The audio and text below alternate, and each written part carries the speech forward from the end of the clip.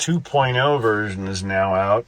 This one functions just like this one, going left and right, 30 degrees each way.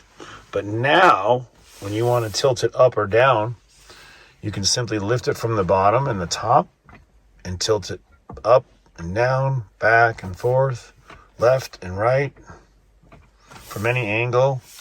Swiveled all the way towards the driver now. You can change the tilt up and down and the pivot right and left.